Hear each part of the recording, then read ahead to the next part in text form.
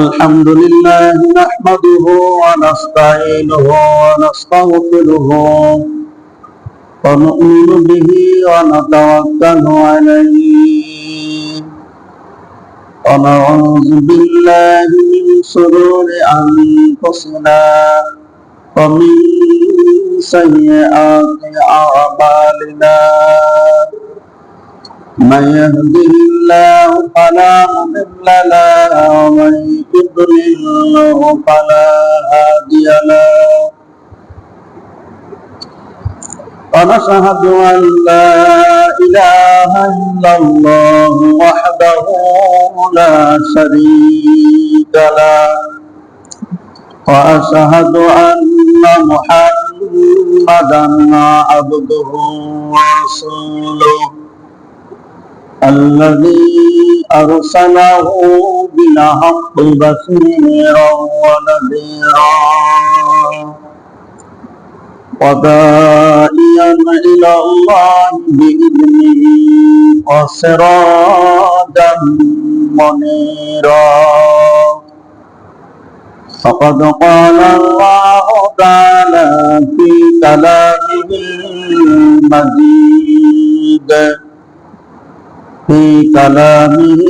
المجيد وفرقانه الحميد أعوذ بالله من الشيطان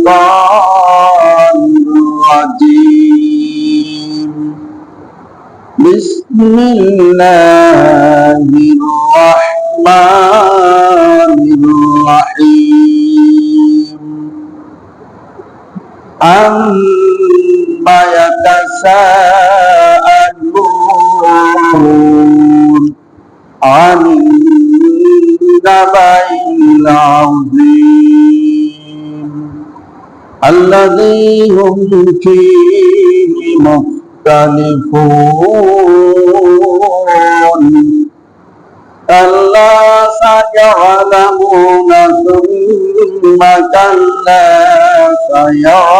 سيعلمون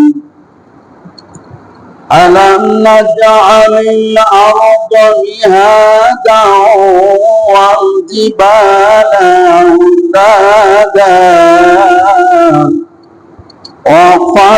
وخلقناكم أزواجا وجعلنا نومكم سباتا وجعلنا الليل لباسا وجعلنا النهار معاشا وبنينا فوقكم سبعا شدادا وجعلنا سراجا وهاجا وأنزلنا من المعصرات ماء ثجاجا لنخرج به حبا ونباتا وجنات ألفافا صدق الله العظيم وصدق رسوله النبي الكريم وبلغنا رسولنا الكريم يا أيها الذين آمنوا صلوا عليه وسلموا تسليما اللهم صل على سيدنا ونبينا وشفيعنا وحبيبنا ومولانا محمد صلى الله عليه وعلى آله وأصحابه وبارك وسلم اللهم صل على سيدنا ونبينا وشفينا وحبيبنا ومولانا محمد صلى الله عليه وعلى آله وصحبه وبارك وسلم। উপস্থিত আল্লাহ পাকের বান্দা জনাব রাসূলুল্লাহ সাল্লাল্লাহু আলাইহি ওয়াসাল্লামের আদরের উম্মতগণ, আল্লাহ পাকের দরবারে লাখ কোটি শকর গুজার করছি যে আল্লাহ সুবহানাহু ওয়া তাআলা দুনিয়ার যাবতীয় ফিতনা ফাসাদ থেকে ফারেক করে জুমার নামাজের জন্য এই বেহেশতের বাগানের মধ্যে আল্লাহ তাআলা আমাদেরকে আসার সুযোগ করে দিলেন। এজন্য মহান মালিকের দরবারে দিল থেকে কালিমাতুল শুকর আদায় করছি, আলহামদুলিল্লাহ। আমরা আল্লাহ পাকের শুকরিয়া আদায় করেছি, আল্লাহ তাআলা আমাদের উপরে খুশি হয়ে গেছে। হাদিস শরীফের মধ্যে আসছে, সুবহানাল্লাহ তামলাউল মিজান, আলহামদুলিল্লাহি মা বাইনাস সামাওয়াতি ওয়াল আরদ। বান্দা যখন আল্লাহ পাকের শুকর গুজার করে, আল্লাহ তাআলা খুশি হয়ে জমিন আর আসমানের মধ্যে যে খালি জায়গা, এটা আল্লাহ তাআলা বান্দা বান্দির জন্য নেকিতে পরিপূর্ণ করে দেন। আর সুবহানাল্লাহ বান্দার মিজানের পাল্লাকে ভারী করে দেয়। সম্মানিত উপস্থিতি, সম্মানিত মুসলিয়ানে কেরাম, আজকে আমি আপনাদের সামনে পবিত্র কোরআনে কারীমের 30 নম্বর পারা, প্রথম নাম্বার সূরা সূরাতুন নাবা। এই সূরাতুন নাবার কয়েকখানা আয়াত আমি আপনাদের কাছে তেলাওয়াত করেছি। আল্লাহ সুবহানাহু ওয়া তাআলা এই তেলাওয়াতকৃত আয়াতের মধ্যে আল্লাহ তাআলার 10টি কুদরতের কথা আল্লাহ তাআলা উল্লেখ করেছেন। এই সূরার প্রথম শব্দ হচ্ছে নাবা। এই নাবা শব্দের অর্থ হচ্ছে সংবাদ। কোন কোন পত্রিকার নাম দেখবেন নাবা আছে। এই নাবা আরবি শব্দ, এর অর্থ হচ্ছে সংবাদ। তো আল্লাহ তাআলা কোরআনুল কারীমের সূরাতুন নাবার মধ্যে আল্লাহ তাআলা আখিরাতের কথা, পরকালের কথা, জান্নাতের কথা, জাহান্নামের কথা আল্লাহ পাক এখানে আগাম জানিয়ে দিয়েছেন তার নবীকে। সেই কথা আল্লাহ তাআলা এখানে উল্লেখ করেছেন। কিন্তু সূরা যখন নাযিল হলো, তখন মক্কার কাফেরেরা তারা একে অপরের সাথে বলাবলি করতে লাগলো যে মুহাম্মাদের কাছে যে কোরআন নাযিল হচ্ছে, সেই কোরআনে আখিরাতের কথা, পরকালের কথা, জাহান্নামের কথা, জান্নাতের কথা সেখানে বেশি বেশি বলা হয়েছে। নাকি মানুষ মারা যাবে, মানুষ মারা যাওয়ার পরে মানুষ নাকি আবার জিন্দা হবে, এটা কি আদৌ সম্ভব? এটা কি কারো পক্ষে সম্ভব? এটা তো আল্লাহর ক্ষমতার বাইরে। কাফেরেরা একে অপরে এরকম তর্ক বিতর্ক করতে লাগে, একে অপরের সাথে এরকম মজমা পাতায় তারা এই কথাগুলা তারা একে অপরের সাথে তারা এই নিয়ে তর্ক বিতর্ক করতে লাগলো। তো আল্লাহ পাক রব্বুল আলামিন জিজ্ঞাসার সুরে আল্লাহ পাক এই সূরা আল্লাহ পাক নাযিল করে আল্লাহ পাক জানাই দিলেন, আম্মা ইয়াতাসাআলুন। আল্লাহ পাক বলছেন যে তারা কোন বিষয়ে পরস্পরে জিজ্ঞাসাবাদ করছে। আনিন নাবাইল আযীম, এক মহা খবর। সেই মহা খবরটা কি? পরকাল, কিয়ামত সম্পর্কে তারা পরস্পরে তর্ক বিতর্ক করছে, মতনৈক্য করছে। আল্লাযী হুম ফীহি মুখতালিফুন কাল্লা সায়ালামুনা সুম্মা কাল্লা সায়ালামুন। তারা যেই তর্ক বিতর্ক করতেছে, মতনৈক্য করতেছে, অস্বীকার করতেছে, কিন্তু অচিরেই তারা জানতে পারবে, অচিরেই তারা বুঝতে পারবে। এই পরকালের দৃশ্য যখন তাদের সামনে ভেসে উঠবে, তখন তারা বুঝতে পারবে, এটাকে তখন তারা আর অস্বীকার করতে পারবে না। আল্লাহ রাব্বুল আলামিন ওই মক্কার ওই কাফেরদের কথা আল্লাহ রাব্বুল আলামিন সূরা জারিয়াত 32 নম্বর আয়াতে আল্লাহ রাব্বুল আলামিন উল্লেখ করেছেন।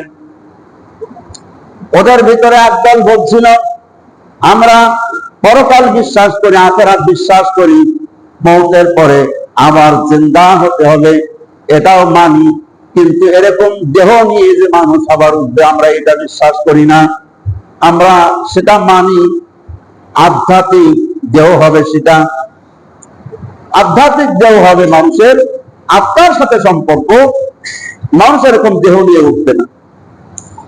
ওই পরকাল এবং আখিরাত সম্পর্কে তারপরও আমরা 100% আমরা নিশ্চিত নই। আমরা 100% নিশ্চিত নই যে আখিরাত পরকাল হবে, তবে এই সম্পর্কে আমরা শুধুমাত্র ধারণা রাখি, পরকাল সম্পর্কে আমরা ধারণা রাখি। ভাইরা আমার, এরপরে আল্লাহ রাব্বুল আলামিন ওদের বক্তব্যটা আল্লাহ পাক সূরা জারিয়াত 32 নম্বর আয়াতে আল্লাহ পাক উল্লেখ করতেছেন, ইন্না যান্না ইল্লা যান্না ওয়া মা নাহনু বিমুস্তাইকিনিন। আল্লাহ পাক বলছেন, ওই কাফেরদের বক্তব্য হলো যে আমরা মারা যাব, মারা যাওয়ার পরে আমাদেরকে আবার পুনরায় জিন্দা হতে হবে, তবে এরকম আর্থিক দেহ হবে না, এরকম শরীর হবে না, সেটা আত্মার সাথে সম্পর্ক, আধ্যাত্মিক দেহ হবে। ওই কাফেরদের ভিতরে আর এক দল বলতেছে, ইন হিয়া ইল্লা হায়াতুনা দুনিয়া নামুতু, ইন হিয়া ইল্লা হায়াতুনা দুনিয়া ওয়া মা নাহনু বিমাবউসিন। একদল বলতেছে মওতের পরে আমাদেরকে আর জিন্দা হওয়া লাগবে না, আর জীবিত হওয়া লাগবে না, আমরা মাটির সাথে মিশে যাব। কে আমাদেরকে জিন্দা করবে? আমাদের হাড় সব মাটির সাথে মিসমার হয়ে যাবে, আমাদের আর জিন্দা হওয়া লাগবে না।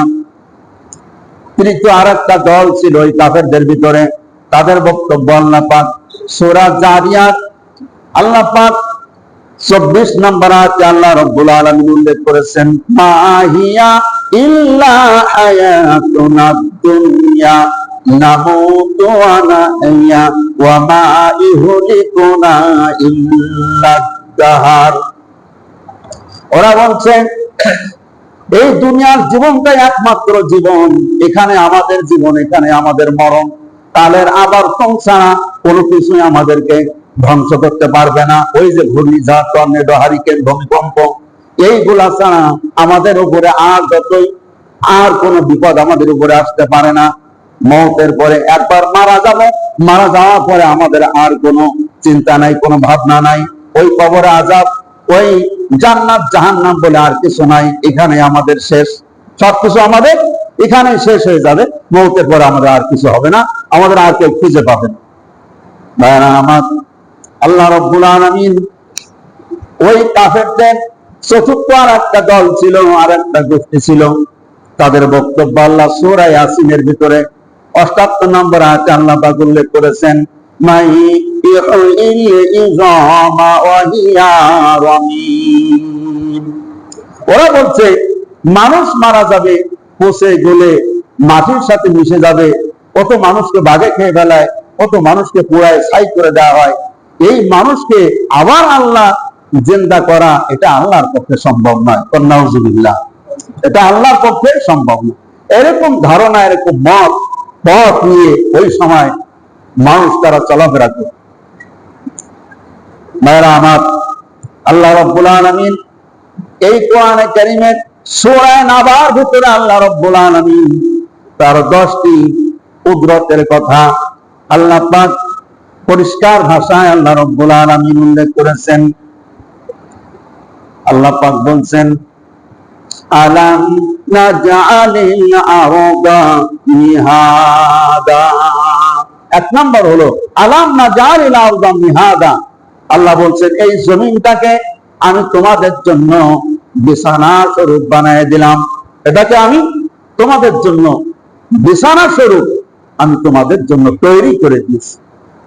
দেখেন, এই জমিনের উপরে আমরা ঘর দুয়ার তৈরি করে আমরা বসবাস করছি, আমরা গাছ লাগাচ্ছি, সেই গাছে আবার ফল হচ্ছে, সেই ফল আমরা ভক্ষণ করছি।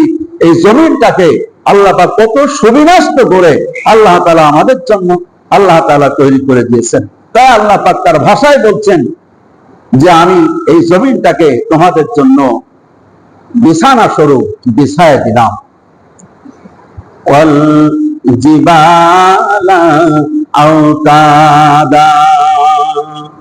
এই জমিনের উপরে তোমরা এত আরামে তোমরা বসবাস করতে পারতে না, এত আরামে বসবাস করতে পারতে না। এই জমিনটা পানির উপরে ভাসতেছে, এটা পানির উপরে ভাসতেছে। এই জমিনের চতুর্ধারে, এই পৃথিবীর চতুর্ধারে আমি আল্লাহ রাব্বুল আলামিন পাহাড় দিয়ে এটাকে পেরেকের মতো গেড়ে দিয়েছি। যদি পাহাড় না দিতাম তাহলে এটা উল্টা পাল্টা হয়ে যেত, এটা এদিকে এদিকে হেলাধুলা করতো। কিন্তু এই জমিনটাকে আমি আল্লাহ রাব্বুল আলামিন এটাকে স্থির রাখার জন্য আমি আল্লাহ তাআলা পাহাড় দিয়ে, চতুর্পাশে পাহাড় দিয়ে পেরেকের মতো গেড়ে দিয়েছি, যেন জমিনটা উলট পালট হয়ে না যায়, উল্টে না যায়। অল জিবালা আওতাদা ওয়া খালাকনাকুম আজওয়াজা। আর এই জমিনের উপরে আমি প্রত্যেকটা প্রাণীকে আমি আল্লাহ রাব্বুল আলামিন জোড়ায় জোড়ায় আমি আল্লাহ সৃষ্টি করে দিয়েছি। একটা নারী আর একটা পুরুষ দিয়ে আমি সৃষ্টি করে দিয়েছি, যাতে তাদের বংশ বিস্তার হতে পারে, তারা তাদের বংশ বিস্তার করতে পারে। এই জন্য আমি প্রত্যেকটাকে আমি জোড়ায় জোড়ায় সৃষ্টি করেছি। কেন? ومن آياته أن خلق لكم ما في أنفسكم أزواجا لتسكنوا إليها وجعل بينكم مودة ورحمة। যেন তোমরা একে অপরের কাছ থেকে মানসিক প্রশান্তি লাভ করতে পারো, এই কারণে আমি তোমাদের নারী এবং পুরুষ জোড়ায় জোড়ায় সৃষ্টি করেছি। আদম আলাইহিস সালামকে আল্লাহ রাব্বুল আলামিন প্রথমে সৃষ্টি করলেন। এই আদমকে সৃষ্টি করার পরে যদি মা হাওয়া আলাইহিস সালামকে সৃষ্টি না করতেন, তাহলে এই জমিনের ভিতরে আদম আলাইহিস সালাম যদি একা একাই থাকতেন, কথা ঠিক কিনা? শুধু আদম একাই থাকতেন, তার বংশ বিস্তার হতো না। কিন্তু তার বংশ বিস্তারের জন্য, সন্তান জন্ম দেওয়ার জন্য আল্লাহ তাআলা আবার তার সাথে একজন নারী, তার একজন সঙ্গিনী আল্লাহ তাআলা সৃষ্টি করে দিয়েছিলেন।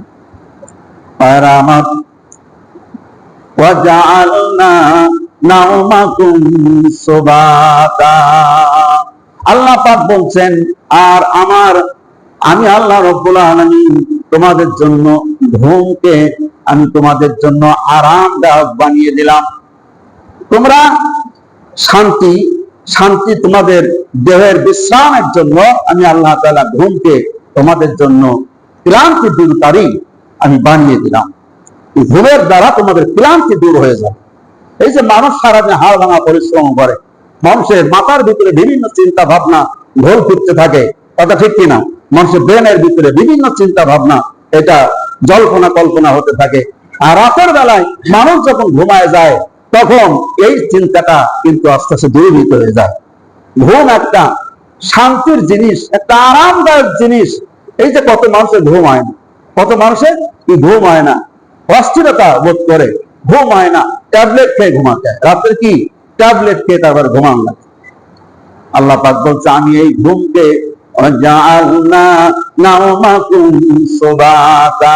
তোমাদের ক্লান্তি দূরীকরণের জন্য আমি ঘুমের ব্যবস্থা করে দিলাম তোমাদের।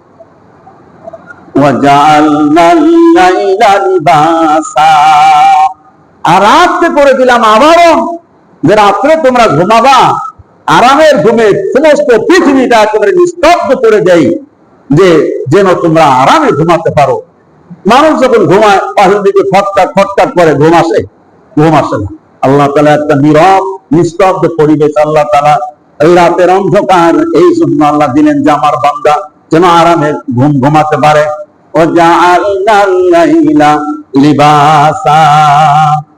وجعلنا النار معاشا।